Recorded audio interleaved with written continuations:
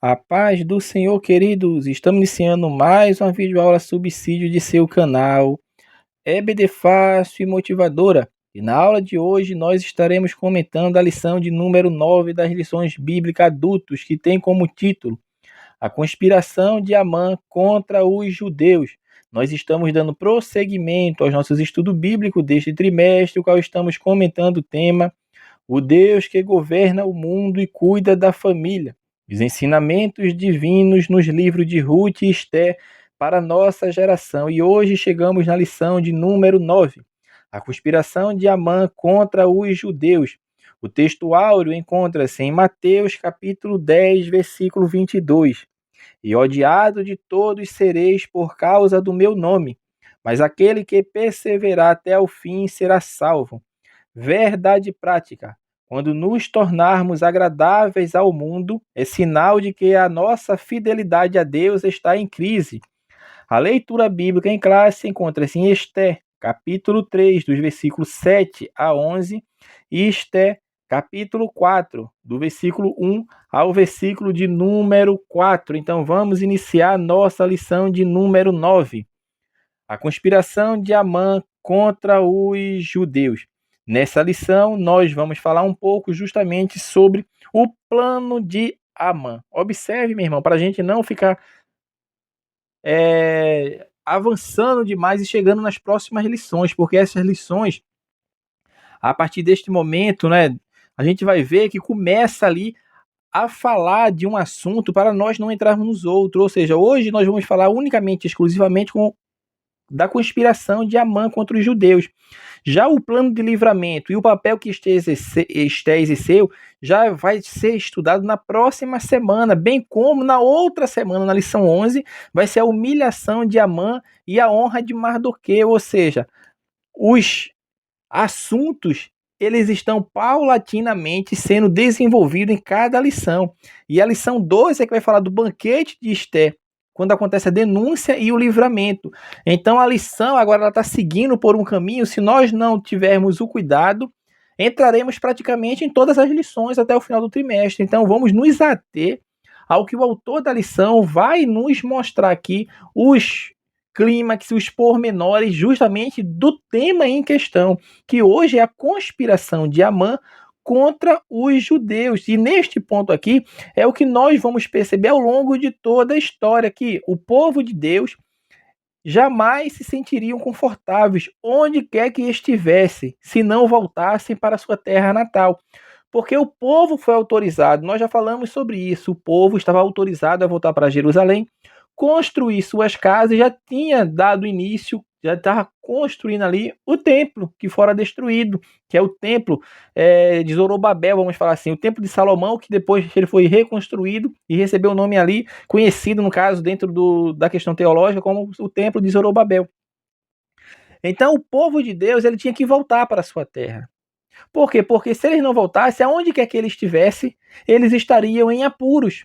Se na sua terra eles sofriam perseguições, ficavam em apuro, imagine em outra terra, em uma terra distante, uma terra alheia. Então, foi isso que aconteceu na Antiguidade, isso aconteceu na Idade Média, e isso é o que está acontecendo nos dias atuais, nos nossos dias, em pleno século 21. Por quê? Porque desde que Israel se tornou um Estado independente, no ano de 1948, ele é restaurado nacional. Mas os judeus, eles não têm paz. Por que eles não têm paz? Porque a sua restauração espiritual não aconteceu.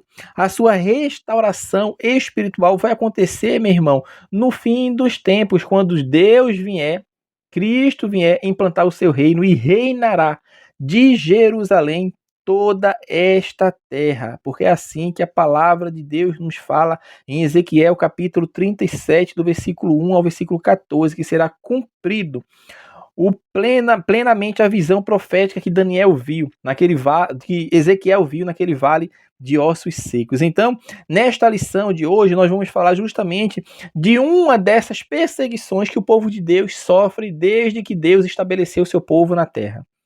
O seu povo escolhido, o seu povo eleito, vamos falar assim, Israel. Então isso vai sempre ser uma máxima. Em qualquer era, em qualquer tempo, o povo de Deus ele é perseguido onde quer que ele esteja. O ponto primeiro, o autor vai falar sobre o plano odioso de Amã, intrigas e patologias do poder. Na aula anterior, nós vimos um pouco sobre esse relato e nós vimos a conduta que o primo de Esté tem, que primo de Esté é chamado Mardoqueu, e esse incômodo que foi gerado pela sua atitude, pela sua posição em não servir, não se dobrar, vamos falar assim, perante Amã, levou chegar ao conhecimento de Amã aquela ocasião. Que ocasião é essa? Amã se passava e Mardoqueu não se curvava, ou seja, os servos viam. Amã não via isso. Isso que nós devemos atentar. Amã não via, mas as pessoas viam, ou seja, Mardoqueu não se prostrava. Então, começaram justamente a questionar Mardoqueu diariamente. Por que você não se curva como os outros servos do rei quando Amã passa? Porque Amã é o segundo do reino e você não se prostra, não se curva a ele. O texto bíblico, ele é bem enfático que Mardoqueu fala para aquelas pessoas que eu não me curvo a ele porque eu sou judeu. Então, neste ponto aqui, nós já vemos que tem uma questão intrigante. E que questão é essa? Que certamente aquele ato de se prostrar, de se curvar, estava de alguma forma denegrindo a imagem de Deus. Por quê? Porque ele afirma que ele tem um Deus, ou seja, ele é judeu, ele adora a um Deus. Então, meu irmão, talvez isso que fizesse que ele impedisse, não reverenciasse Amã. Porque nós vemos em outros relatos bíblicos que as pessoas chegavam diante do rei e se prostravam, ou seja, em sinal de respeito, de cortesia, porque era o costume da época.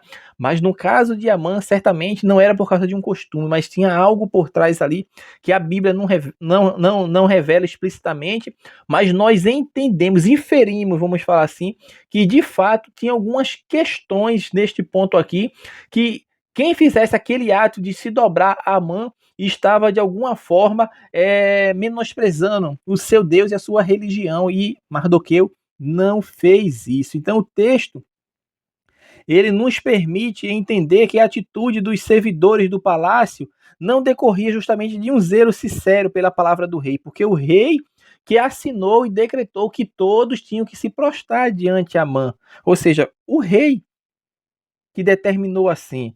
Parecia mais um desejo de ver a intriga feita. Por quê? Porque queriam saber se Amã iria tolerar essa conduta de Mardoqueu. Então o que eles fizeram? Claro que aí está o título, o autor fala, né? Intrigas, invejas, dissensões, reinam em qualquer grupo social. Em qualquer lugar as pessoas buscam alcançar seus objetivos de formas ardilosas. E é denunciado a Amã aquilo, como nós falamos já em lições passadas, e Amã agora começa a observar, começa a ver se de fato aquilo que falaram para ele procede. E ele vê que, de fato, Mardoqueu não se curvava diante dele, e ele fica o quê? Furioso. E ele tem uma reação, uma forma de reagir totalmente desproporcional à atitude de Mardoqueu. Porque isso está justamente revelando quem ele é. Ou seja, ele tem uma personalidade patológica. E o que é que ele faz? Ele planeja não prejudicar Mardoqueu. Mas ele sabe que Mardoqueu é judeu, então eu vou exterminar todos os judeus. E nós falamos disso em lições anteriores, que provavelmente Amã era um descendente dos amalequitas. Ou seja, era um descendente do rei Agag. E o rei Agag foi morto por Samuel.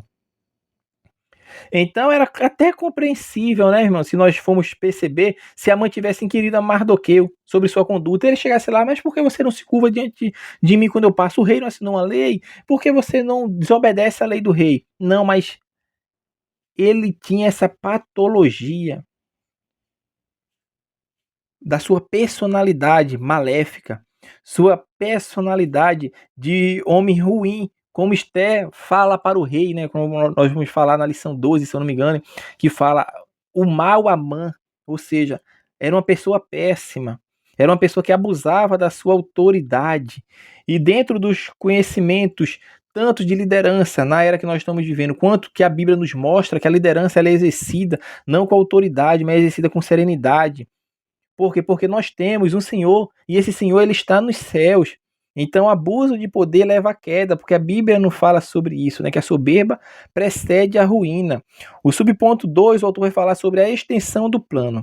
Porque quando soube que Mardoqueu era judeu, Amã logo viu uma oportunidade de exterminar todos os judeus que estavam espalhados pelas províncias do reino. Então, a dispersão do povo de Israel, aqui no livro de Esté, chamamos simplesmente de judeus, né? Já havia começado desde quando o reino do norte caiu sobre a Síria, desde quando Nabucodonosor agora leva também as tribos do sul, justamente para o exílio. Então nós vemos que o povo de Israel ele estava espalhado por diferentes nações e por várias nações. Então, Amã persuade o rei de que forma? Chega para o rei e fala que dentro do reino há ali pessoas que não seguem as leis do Medo-Persa. Há pessoas que são desobedientes, vamos falar assim. Há pessoas que não cumprem aquilo que está na lei, que é assinada pelo rei. E ele fala que vamos tomar uma atitude de tirar essas pessoas justamente do império. E como nós vamos tirar essas pessoas? Matando-as, assassinando-as. Então o rei dá o anel para Amã. E observe que neste ponto ele não fala qual povo que queria exterminar, ele não fala para o rei. E até este ponto também aqui, o rei não sabia que a sua rainha era uma judia. Então, isso tem que ficar também claro. Então, as cartas são enviadas com o selo real. Amã está com o anel do rei, ele redige, o rei nem vê o texto, ou seja, o rei nem pediu para ver. Ou seja, mostrou-se fácil de ser manipulável, uma pessoa fácil de ser enrolada e enganada, de ser influenciada pelos seus serviçais. Foi o que aconteceu aqui. Então as cartas são enviadas para todas as províncias. Por quê? Porque Amã, justamente com sua mulher e seus amigos, lança sorte e cai em determinado mês o extermínio dos judeus. E o determinado mês é um mês bem lá na frente, se eu não me engano, meu irmão, agora não me falha a memória, levou em torno de 8 ou foi 10 meses que isso aconteceria. E de fato tinha que ser um período um pouco prolongado. Por quê? Porque o correio postal, vamos falar assim, do Império Medo-Persa era demorado, ou seja, as províncias eram distantes. Nós falamos sobre isso quando o rei deu um banquete de 180 dias, que na verdade não foi um banquete de 180 dias ininterruptos, mas era assim quando as caravanas eram chegando, era oferecido festas, bebidas para aquelas pessoas. Por quê? Porque não chegaram todo mundo a uma única vez, chegaram no mesmo momento, mas em ocasiões diferentes, ou seja, então durou 6 meses. Então nos dá a entender que uma província a mais distante levaria em torno de 6 meses para chegar. Então era o tempo necessário para que a carta real que foi redigida por Amã chegasse a todas as províncias, chegasse a todos os lugares do império. Ou seja, então ao incluir os judeus de todo o império, o plano de Amã estava justamente atingindo inúmeras comunidades judaicas. E os judeus até os judeus que haviam retornado para Jerusalém, porque Jerusalém fazia parte do reino Medo-Persa. Então, tudo isso que nós vemos aqui Amã planejou, que é o que o tópico vai nos falar, o subtópico, né? A extensão do plano dele é estender o extermínio a todas as partes do reino. E isso é o que ele fez. O subtópico 3 vai falar sobre astúcia e oportunismo. E para alcançar seu intento, Amã escondeu, no caso, a sua verdadeira motivação. E justamente apelou para o ego, para o orgulho do rei. E ele foi astuto, vamos falar assim, foi oportunista, porque ele forjou justamente uma falsa narrativa para convencer o rei Assuero. Meu irmão, e isso é típico, viu, de subordinados que usam indiretamente o poder dos seus líderes para alcançar seus próprios fins. Quantas pessoas querem chegar a um objetivo, querem que alguma coisa seja feita da forma como ele quer e usa o nome de uma pessoa que é mais proeminente que ele. E isso não é coisa banal que nós estamos falando, não. Você certamente já ouviu falar sobre isso. Pessoas que chegam e falam, não, fulano mandou fazer assim. E quem é o fulano? O chefe. Ou seja, faz assim. Não, ele mandou fazer assim. Ela mandou fazer assim. O que as pessoas estão fazendo?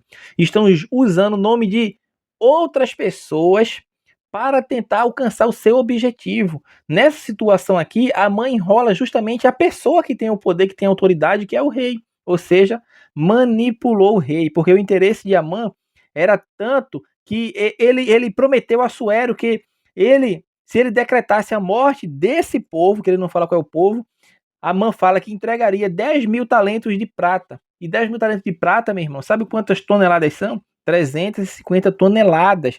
E ele fala, eu vou dar 350 toneladas para o Império Real. E o que isso representava dentro do Império Real? Provavelmente isso representava 2/3 do que o Império Persa arrecadava por ano. Imagine só, a mãe disse, eu vou dar 2/3 do PIB do Império Medo-Persa, quando exterminarmos esse povo. Então aqui nós entendemos que Amã era um homem rico.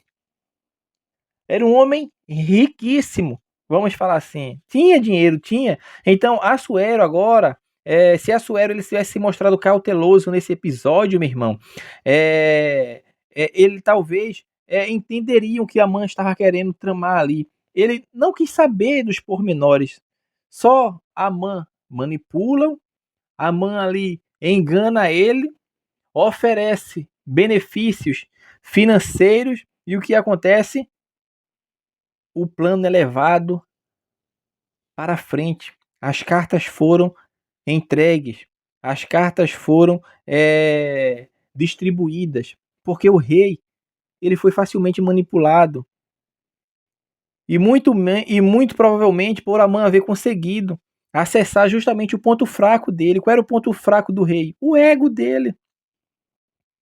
E esse exemplo negativo, meu irmão, ele ensina-nos que liderar requer prudência. Liderar requer sabedoria para identificar as desavenças pessoais. E essas desavenças pessoais, muitas vezes, elas estão disfarçadas de motivações aparentemente nobres. Então, temos que ter cuidado, porque foi o que aconteceu aqui. Desavenças pessoais de motivações aparentemente nobres, foi o que Amã fez. O segundo tópico da lição, tu vai falar sobre a tristeza de Mardoqueu, dos judeus e de Esté, porque o pavor da violência. Assuero deu a liberdade, como nós falamos, para Amã, e Amã pôs em execução o plano proposto, e os escrivãos dos reis foram convocados para escrever carta aos príncipes, aos governadores de todas as províncias.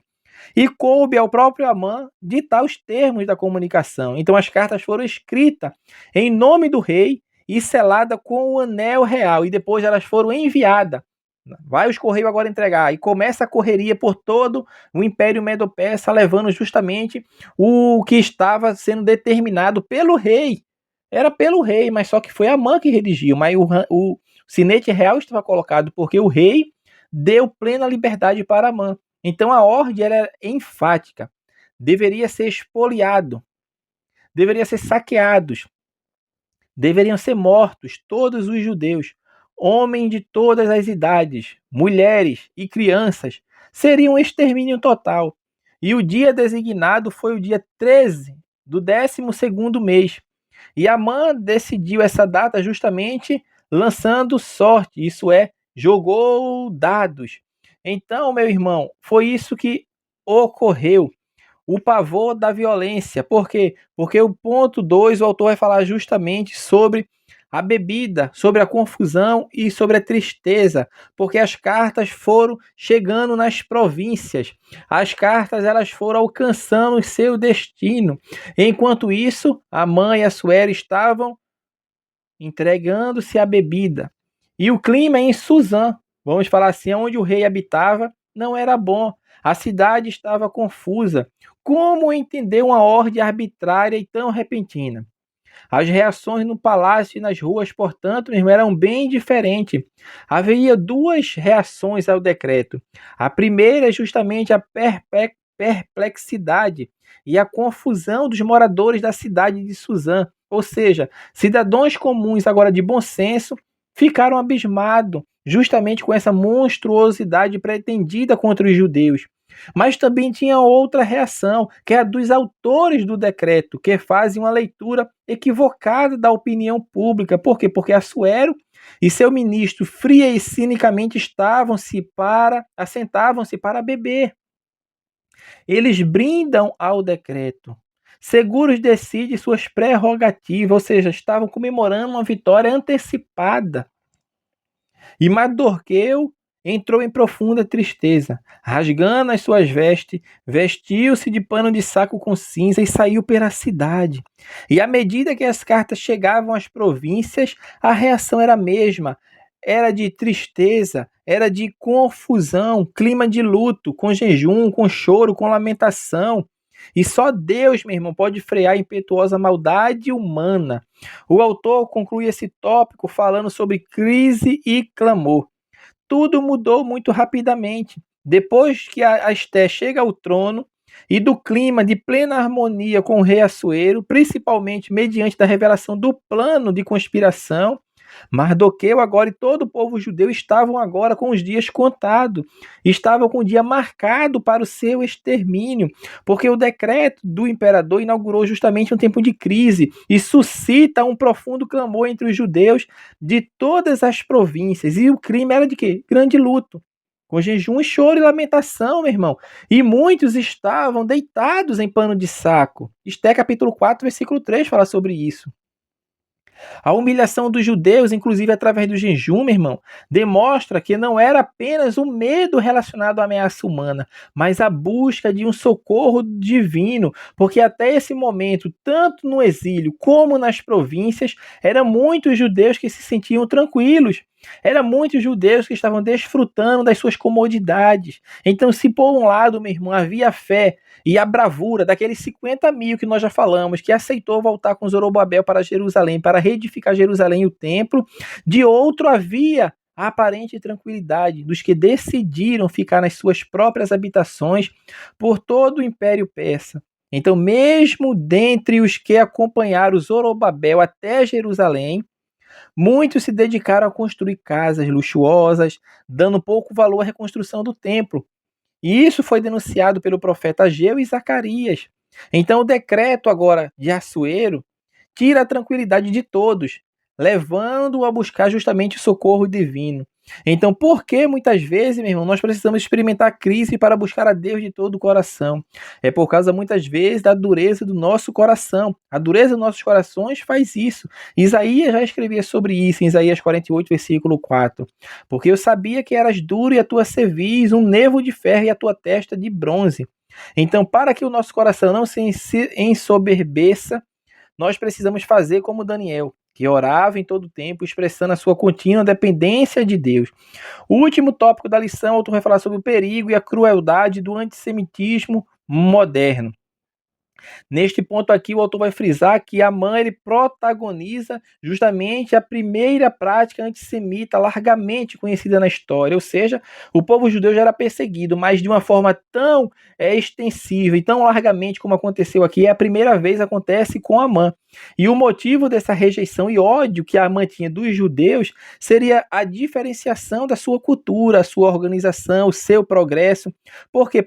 Porque onde quer que os judeus se estabeleciam, eles eram prósperos. O seu estilo de vida era um estilo de vida próprio. Era diferente de qualquer outro, ou seja, e principalmente devido à sua tradição religiosa.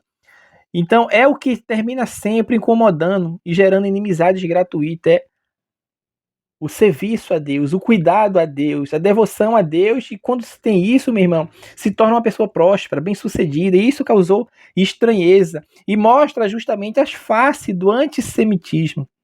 Então, de forma prática, antissemitismo é o quê? Antissemitismo é a manifestação de hostilidade sistemática contra os judeus. Para você não esquecer mais. Antissemitismo é a manifestação de hostilidade sistemática contra os judeus. Então é possível verificar ao longo da história 3 faces de expressão desse ódio obstinado. E nós vamos falar. É o antissemitismo religioso, o antissemitismo nacionalista e o antissemitismo racial. O primeiro, no aspecto religioso, o antissemitismo religioso, registram-se principalmente as perseguições realizadas pela Igreja Católica, realizadas justamente a partir do século XIV, quando os judeus chegaram muitas vezes a ser acusados por seus causadores de moléstias na Europa. A peste negra, que dizimou praticamente uma boa parte da população da Europa, foi atribuída aos judeus. Essa peste veio por causa dos judeus. Então, os judeus que foram os responsáveis, acusados como os responsáveis de trazer esse mal, vamos falar assim, a doença, quando de fato era devido à falta de saneamento básico, à falta de estruturas urbanas adequadas, fez com que se proliferasse tanto doença quanto a manifestação de animais que transmitiam doenças, que causou morte de tantas pessoas por essa época. Então, existe sim esse antissemitismo religioso, e isso nós vemos também nos dias de hoje. Por que não falar dos extremistas islâmico? Ou seja, é de fato um antissemitismo religioso, prega a destruição dos judeus. E nós vamos ver lá na frente que não apenas o antissemitismo religioso, mas também o racial, porque eles pregam a sua raça superior dos judeus, e isso aconteceu ao longo da história. Mas, dando prosseguimento aqui, vamos falar sobre o antissemitismo nacionalista. E esse aqui, nós vamos ver esse aspecto nacionalista, podemos perceber justamente no século XIX, início do século XX, na Ucrânia e na Rússia através dos chamados pogroms, que eram violentos ataques físicos indiscriminados aos judeus. Os judeus eram prósperos, e a prosperidade dos judeus incitava o ódio das populações originárias, ou seja, como é que uma pessoa não é natural do meu país, da minha região, e está sendo mais sucedido do que eu que sou da região. Então começou a perseguição aos judeus. O ódio aos judeus das populações originárias era alimentado justamente por isso. Ou seja, era teoria da conspiração. Então o povo judeu era apontado como culpado pelas crises econômicas de países do leste europeu. E isso fez com que levassem aquelas pessoas, aquelas nações a reagir contra as comunidades judaicas. E o antissemitismo racial é justamente o que aconteceu aqui aconteceu, né, com Amã, né, que era o antissemitismo racial, porque provavelmente ele era um descendente de Agag e tinha essas inimizades, como nós falamos na aula passada, intergeracionais, né, entre gerações. Então ele tinha essa mágoa, vamos falar assim, podemos inferir isso, mas na nossa realidade o que mais nos aproximamos aqui para entender é justamente o que Hitler fez na Segunda Guerra Mundial. Ele protagonizou justamente o antissemitismo racial, ou seja, ao proclamar a superioridade da raça ariana. E de fato, meu irmão, ele causou um extermínio. Não aconteceu como aconteceu no dia de Esté, que o povo foi livre, mas aqui nós vemos que a história relata isso. Mais de 6 milhões de judeus foram mortos em toda a Europa. E o antissemitismo hoje? Hoje existe? Existe. Israel está vivendo esse quadro delicado junto à parte da comunidade internacional. Nós vimos o que aconteceu agora no dia 7 de outubro do ano passado, ou seja, 7 de outubro de 2023, quando o país foi brutalmente e covardemente atacado pelo grupo extremista Hamas, que é um grupo pró-Palestina, é um grupo alinhado aos extremistas islâmicos, é um grupo que tenta de todas as formas destruir Israel, destruir os judeus, e eles não levam em conta nada, irmão. Nós vimos as imagens, existem as imagens, não tem como negar a realidade. Cozinharam crianças dentro de fornos micro-ondas. Degolaram crianças, estruparam mulheres. Até hoje existe reféns. As mulheres são diuturnamente violentadas, assassinadas os homens, crianças. Por quê? Porque é o antissemitismo, ou seja, pessoas que querem destruir Israel. É a manifestação de hostilidade sistemática contra os judeus. É o antissemitismo na atualidade. E a criação do Estado de Israel, meu irmão, não garantiu a paz para Israel. O país hoje vive em estado de alerta em função de ataques terroristas internos e externos. E tudo isso é feito em nome de uma falsa causa palestina.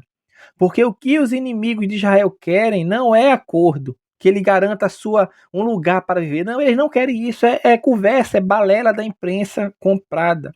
O que eles querem de fato é exterminar os judeus. Mas nós temos uma certeza que Jesus, o Messias que foi rejeitado por Israel, ele vai voltar, vai salvar Israel e todo Israel vai olhar e ver aquele a quem transpassaram e vão se lamentar e chorarão. Por quê? Porque de fato deixaram passar a oportunidade de abraçar ao verdadeiro Messias, Cristo, que veio e como ele próprio falou, eu vim para os meus, mas os meus me rejeitaram. Mas todo quanto me receberam, deu o poder de ser feito filho de Deus. Israel vai ser tratado ainda. Deus vai voltar para restabelecer aquilo que ele prometeu a Abraão, a Isaac e Jacó, que Israel vai ser a nação central, ou seja, a capital da terra. E concluindo a nossa lição, nós vamos falar sobre a conclusão, né, que o antissemitismo não se revela apenas através de atos hostis, mas também de apoio aberto ou posturas complacentes ao inimigo de Israel, como os grupos terroristas, ou ainda por meio de críticas sistemáticas aos atos de defesa israelenses, pintando o país como um vilão da história. Então, a despeito dos pecados dos judeus, Deus tem um plano com Israel e vai restaurá-lo quando arrependido aceitar o Messias. E vamos fazer como o salmista fala no Salmo 122, versículo 6. Oremos pela paz de Jerusalém. Assim, nós estamos terminando a nossa lição de número 9, a conspiração de Amã contra os judeus. Que Deus abençoe os irmãos e até a nossa próxima aula, se assim o Senhor permitir.